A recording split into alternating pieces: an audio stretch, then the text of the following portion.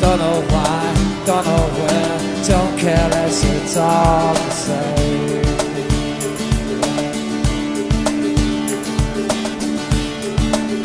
I have traveled through so many times. I'm the Joint Branch Secretary for UNISON here in the Royal section.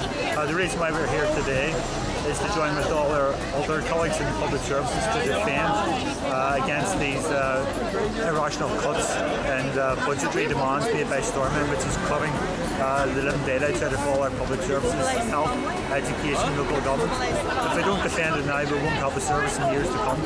We need to protect them not only for ourselves in our old age, but more importantly for our kids, for their education, for their health and welfare, and for society in Northern Ireland.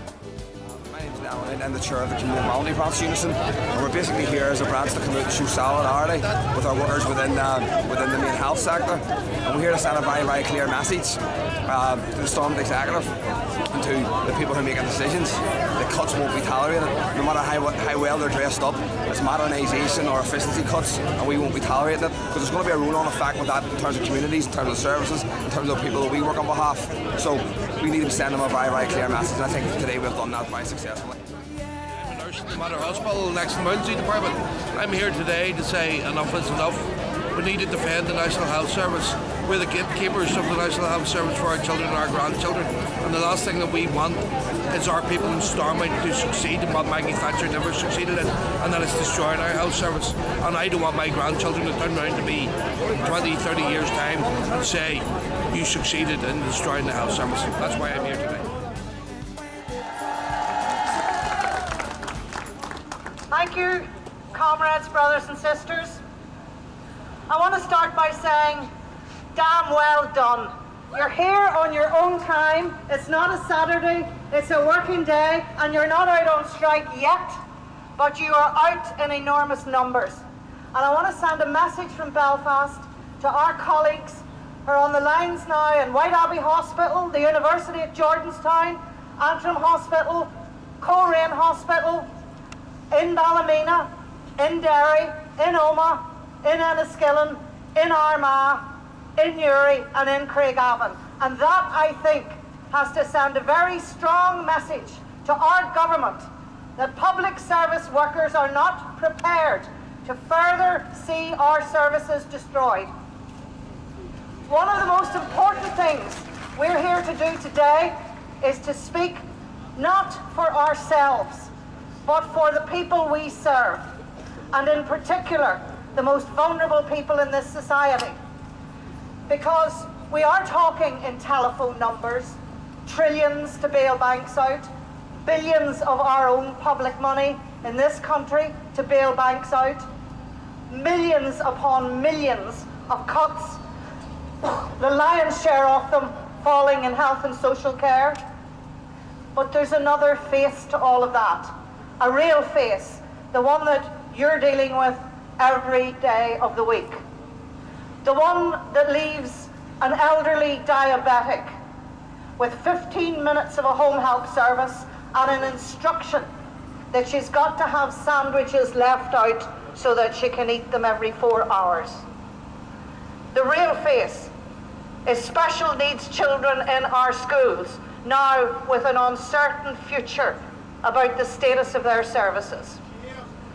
The real face is the fact that the public service is keeping this economy alive.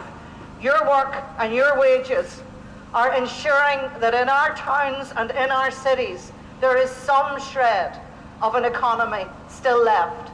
And if they come for our jobs and our services, then we will be facing what our colleagues, who in another hour's time are going to come out in their thousands across the towns and cities in the Republic of Ireland, are facing: the wholesale destruction of their economy and a public service that is now on the verge of collapse. And our message is a very simple one. We are not going to let that happen to our services or our people. We fought too long, too hard, and struggled through too much to let that happen now.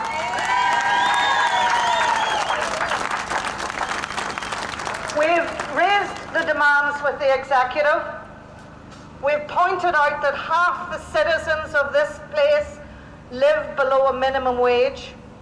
We've pointed out that we've got some of the worst health inequalities in Europe and farther afield. We've pointed out that we understand when times are tough, tough decisions have to be taken about where the money goes. But the money shouldn't be spent, $1 billion, wasted by Invest NI, and who did they give it to?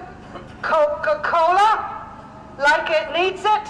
Like it used it to close 3 plants in the Republic of Ireland and create cheap jobs in the north? To Bombardier, like it's not a multinational and it hasn't got billions of its own? Like the organisations represented on the board of Invest NI? That's very fair, open and transparent. And what could £1 billion do? Well, it would have saved the health service from the £600 million gap it has at the minute, and there'd have been plenty more left for education, housing and other frontline public services. So that's the message for our politicians. Now, we worked together with all of them to get them back into power, and we put a lot of faith in them, and we expect to see that reciprocated. What we're extremely concerned about is the extent to which party politics is encroaching on an executive that is supposed to be collective and the government representing all of us. And we're throwing out a challenge to the politicians, in particular the ministers, to say that has to stop. And I'm going to take this opportunity to acknowledge that there are politicians and political parties who will work with the trade union movement. On this side of the stage, I can see Sue Ramsey, MLA, who's a representative on the Health Committee at Stormont. And on this side of the stage, I can see the Minister for Health. And I doubt there is a government minister on any other trade union demonstration anywhere in this country, and certainly across the water, in coming days. But I take that to be a signal from both that you're marching with us because you believe in what we say, and you will now translate that into action. Every politician is welcome to be on our side. So, in conclusion, we're here today at the start of something, not the end of something. There are 1.25 million people who live here. Their voice deserves to be heard. Every single one of them relies on health and social care. The vast majority of them need all the rest of our public services. All of us need decent jobs, a chance for the future, and a real future for our kids. So this is the start, and it will get bigger.